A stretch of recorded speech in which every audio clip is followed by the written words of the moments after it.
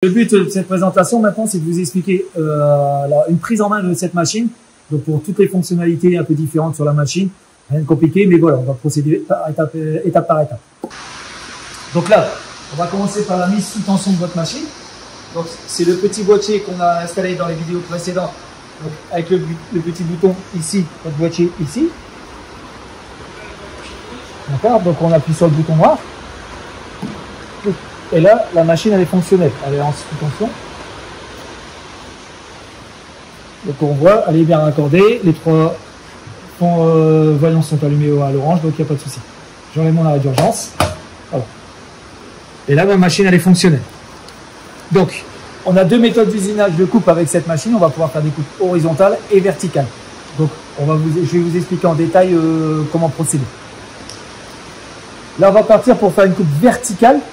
Donc là, le but, c'est que à chaque départ, ici, vous avez un plot de centrage pour faire les coupes à tous les mètres. Donc 0, 1 mètre, 2 mètres et 3 mètres au bout. Voilà. Donc là, on va venir débrayer l'axe ici, à l'aide de la pédale. Donc ça reste manuel, bien sûr, parce qu'on est sur un modèle VR. Hop, ici. Quand vous aurez le modèle VRED, vous pourrez verrouiller directement sur le panneau de commande. Donc là, comme c'est un panneau de VR, vous ne l'avez pas, donc tout se fait manuellement. Donc, je pousse mon panneau de sciage, mon bras de sciage jusqu'au repère 0, selon la coupe que je vais vouloir faire. Voilà, je mets mon repère 0. Ici, voilà. Il est bien en face. Je vais l'enfiler ici en bas. Voilà. Donc là, il est bien à sa place. Donc là maintenant, je suis prêt pour aller faire une coupe verticale. Le but maintenant, c'est de monter le bras ici, pour pas t'embêter. Voilà. Selon la taille des panneaux, si vous vous retrouvez avec un grand panneau des 2,5 m, 3 mètres ou ce que vous voulez, voilà, dès que c'est une grande taille pour vous, vous pouvez venir le poser directement ici. Donc là, je vais vous faire avec un petit morceau de panneau, mais c'est le même principe. Donc vous prenez votre panneau, vous venez le poser dessus, ici. Voilà. Et ça vous permet de le positionner où vous voulez sur votre machine. Donc là, on va se faire un repère. On va dire qu'on veut se faire une coupe à l'aide de la butée ici. Donc en partant de 0, si jamais je veux couper 20 cm, ma planche, mon client me demande une planche de 20 cm, je vais placer ma butée. Donc je l'ouvre. D'accord, au départ, elle est comme ça. Je l'ouvre ici. Voilà. Ici, mon repère. Je vais le mettre à 20 cm. Bon, on va faire 10 cm pour l'exemple. 10 cm, voilà. Je viens bloquer. Ici. Je viens mettre mon panneau. Bon, là, moi, je suis sur un tout petit panneau. Donc, c'est un peu embêtant parce que je vais devoir me retrouver à descendre comme ça. Donc, je vais venir actionner cette partie ici. Je vais enlever ma planche pour actionner le levier.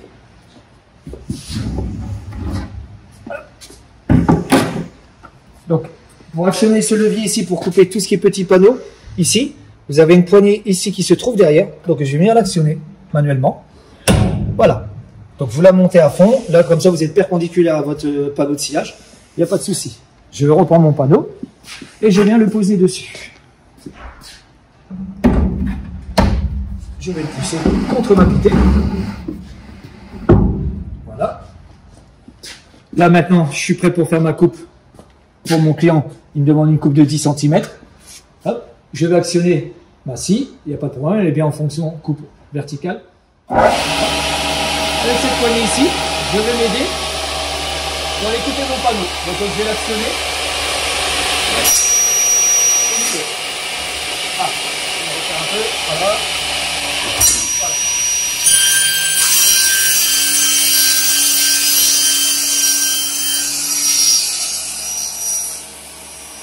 Voilà. Je termine ma coupe, j'arrête la machine. Voilà. Si je dois dégager mon bras pour récupérer mon morceau, hop, je débraye la pédale, ici, voilà, et je pousse mon bras de sciage pour pouvoir récupérer ma planche en sécurité. Voilà. Donc avec l'inciseur qui se trouve dans le bras de sciage, le petit inciseur, ça vous évite d'avoir des éclats sur des panneaux en mélaminé ou toutes des choses comme ça, stratifiés, ou couper des plans de travail de cuisine, toutes des choses comme ça. Ça va vous permettre d'éviter d'avoir des éclats, comme vous voyez ici par exemple. Vous voyez, toutes des choses comme ça. Là, on l'aura pas. On restera sur, ici, vous voyez, on en a. Et là, avec l'inciseur, on n'a aucune trace d'éclat de bois. Il n'y a pas de souci. On a une coupe parfaite. Il n'y a pas de problème.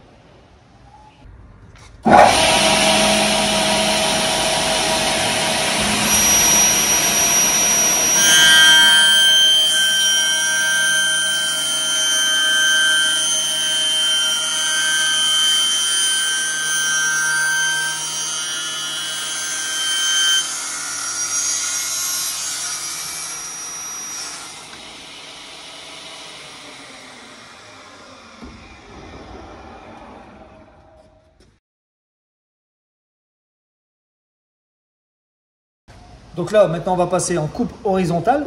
Donc pour débrayer le bras de sciage, pour l'incliner en coupe horizontale, on va prendre cette manette ici, on va tirer dessus, comme ça. Voilà, on enlève de ces ergots, on va le faire pivoter, on donne un petit coup, voilà. On est en position de coupe horizontale. Là, on est prêt. Maintenant, on va aller chercher sa cote. Alors, si on part du bas, on va aller chercher sa cote carrément en bas, ici. Donc ici, sur cette machine, vous avez un petit taquet qui vous permet d'aller chercher, voir si votre zéro il est bon au mètre ici. Donc je vais descendre mon bras de sciage et je vais venir mettre ça embuté dessus. Voilà, je vais le bloquer ici. Voilà, pour être sûr que je sois ici. Et je vais regarder ici pour voir si le mètre ici, vous voyez, je suis bien sur mon zéro. Donc il n'y a pas de souci. Donc à partir de là, pour partir d'ici, donc je suis à pratiquement ce niveau ici. Ici, donc je vais remonter et je vais dire voilà, je veux couper 300 mm, 400 mm, 500 ou 600 comme vous voulez. Donc je vais desserrer, le même principe que la coupe verticale avec la butée. Hop, je débloque le taquet et je vais venir mettre le mètre ici. Voilà, à 600 si je veux couper 600 par exemple. Voilà, je vais mettre à 600 ici. Voilà, je vais venir bloquer ici. Voilà, c'est bloqué. La machine a une petite fonction qui est quand même intéressante, c'est que vous vous retrouvez avec des taquets, ici des lames bleues et blanches, et selon la hauteur que vous allez devoir couper, peut-être que vous allez, quand vous allez amener la lame, vous allez couper dedans. Donc la machine est équipée d'un capteur, ici, et sur le bâti du bras de sciage, vous avez tous des petits carrés à chaque fois qui vous disent, attention, il y a une lame bleue, d'accord? Et le capteur, il va comprendre, dès que vous allez mettre la machine en route, si le capteur il est en face d'un carré bleu, d'un carré sur le bâti, il va faire monter tout le bras de levage. Donc je vais vous faire voir ça en vidéo rapidement pour que vous compreniez un petit peu le principe. Donc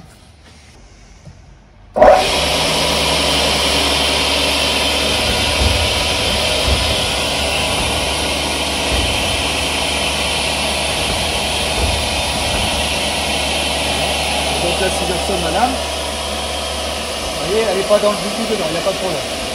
Là, je peux couper sans problème. Donc là, on va aller chercher une bouteille ici.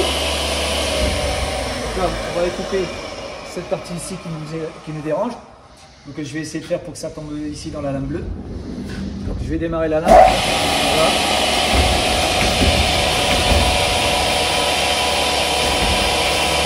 Je bloque ici.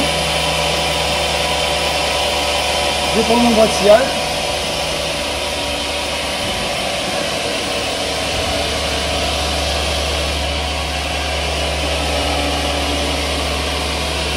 Et j'envoie dedans. Et là, je peux y aller. J'ai juste à pousser. Donc, je peux tenir mon panneau et pousser mon bras de sciage.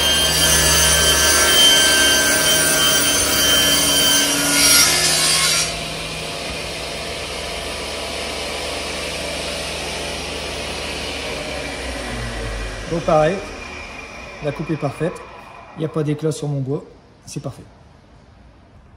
Donc là, maintenant, je vais vous faire voir comment on va démonter la lame de sciage principale. Et vous aurez le même principe à faire pour l'inciseur si jamais vous devez changer l'inciseur. L'important, ce qu'il faut savoir, c'est que si vous faites raffûter votre lame, ici, on vous a mis deux entretoises, ici, avec deux cotes différentes pour attraper l'épaisseur entre votre inciseur et votre lame de scie circulaire. En fait, parce que l'inciseur, entre l'inciseur et la lame, avec l'usure d'affûtage, elle risque de vous faire une petite cote sur le côté ici de votre coupe. Donc du coup, on viendra mettre une rondelle, une entretoise entre l'affûtage de la lame et l'écrou. On viendra remonter l'ensemble avec une entretoise pour attraper le défaut et normalement ça va très bien, il n'y a pas de souci. Hein. Sinon au pire il faut changer la lame carrément pour avoir exactement la même cote que l'inciseur. Voilà, donc je vous ferai le procédé. Donc la priorité, on va couper la machine, on se met en sécurité. Même si vous vous trouvez avec une sécurité quand même sur votre machine, on met quand même l'arrêt d'urgence. Donc vous avez bien votre fourchette de sécurité ici, il n'y a pas de problème. Hop, voilà, comme ça ici. Ça me permet de maintenir et avec la clé BTR ici. Voilà, alors je ne vous cache pas, c'est assez délicat. Donc n'hésitez pas à bien retenir, surtout pour ne pas vous blesser. Et vous desserrez un coup sec. Voilà, là j'ai mon écrou, j'ai ma vis qui peut s'en aller. Je retire ma clé, je desserre l'ensemble et je récupère ma lame bien sûr. Et je remonte la nouvelle s'il faut. Vous enlevez la lame, vous mettez la nouvelle. Regardez bien le sens hein, surtout de remontage du sens de la lame. Et après vous venez la rebloquer. Alors ne serrez pas trop fort hein, au niveau montage de la lame parce qu'en fait plus vous serrez la lame quand elle va reprendre son travail, elle va se resserrer encore. L'écrou il va se resserrer encore. Donc du coup on se vient juste donner un petit coup de pied de serrage. Voilà. Si vous voulez aller démonter l'inciseur, pour changer l'inciseur, pareil, ici, je vais tirer sur l'inciseur ici pour avoir accès. Je le bloque ici, par en dessous, hein, donc vous voyez, petit crochet, voilà, ici. Et ça me permet de venir passer la clé et de le desserrer, et de le démonter, et de le raffûter, le changer, le remonter, et puis voilà. Et c'est reparti. Donc voilà. Donc là, je le remets à sa place. Voilà. Une fois que j'ai fait ça, bah, je peux remonter hein, l'ensemble. Je refais mon capot. Voilà. Et si j'enlève mon arrêt d'urgence, ma machine est bien fonctionnelle pour reprendre le travail. Donc là, je vais vous expliquer le principe au cas où votre panneau ne serait pas perpendiculaire ou parallèle, en coupe. Donc du coup, ici, vous avez des petites vis de réglage pour les coupes horizontales. Donc vous venez desserrer ici et ici, et vous mettez un clinquant de 1/10 pour laisser du jeu quand même entre la patte et les deux vis. Hein. Et donc vous venez régler plus ou moins le défaut que vous avez pour corriger, en jouant sur ces deux vis ici. Donc ça c'est pour les coupes horizontales. Pour les coupes verticales, je vais remonter le bras. Et vous avez le même réglage qui se trouve ici. Donc ça pareil, vous desserrez et vous desserrez ici avec un clinquant de 1/10 et vous venez régler la perpendicularité de votre lame pour que ça soit parfait pour vos coupes de vos panneaux. L'importance aussi de la maintenance de votre machine. Alors, ouvrez ce capot ici de temps en temps comme j'ai fait tout à l'heure. N'hésitez pas à donner un petit coup de soufflette et tout ça. Tout dépend du système d'aspiration que vous allez adapter sur votre machine. Plus il est puissant, mieux c'est pour aspirer tout ce qui est copeaux quand même. Hein, ça paraît pas parce que là, vous voyez, il y a encore tous les copeaux. Voilà, dans l'exemple, la machine elle n'est pas raccordée à son système d'aspiration. Mais c'était juste pour faire voir le montage de cette machine. Hein. Parce que peut-être que vous aurez déjà votre système d'aspiration. Et donc, nous, on va faire une adaptation. Donc, sachez que c'est du diamètre 100 avec les colliers. Tout est fourni. Et il n'y aura plus qu'à adapter sur votre système d'aspiration. Maintenant, la maintenance de machine, comme je vous disais, c'est si tout n'a pas été aspiré dans le système ici. Toute la poussière que vous retrouvez ici, bah, soit vous passez un coup de soufflette, hein, un coup d'air comprimé pour enlever toute cette poussière, pour nettoyer, pour éviter d'en mettre partout sur les capteurs et les sécurités. Ou alors un coup d'aspirateur comme vous voulez. Donc ça c'est pour la maintenance au niveau du sillage, du bras de sillage. Et après pour le tablier, donc vous avez tous des vis, vous voyez à chaque fois ici avec une rondelle jaune, ici. Voilà, donc vous en avez sur chaque bâti, à chaque fois ici. À chaque fois 1, 2, 3, 4, 5, 6, 7. Donc voilà, donc à chaque fois sur ces vis là ici, n'hésitez pas en fin de journée à donner un coup de soufflette à chaque orifice, à chaque rainure. Et vous pouvez remettre soit du W40, du dégrippant, quelque chose qui graisse un petit peu le tablier. Alors, allez pas en mettre 3 tonnes parce que les copeaux de bois, ils vont se coller avec. Et après, vous allez vous retrouver avec de la mélasse et ça risque de faire bloquer votre tablier.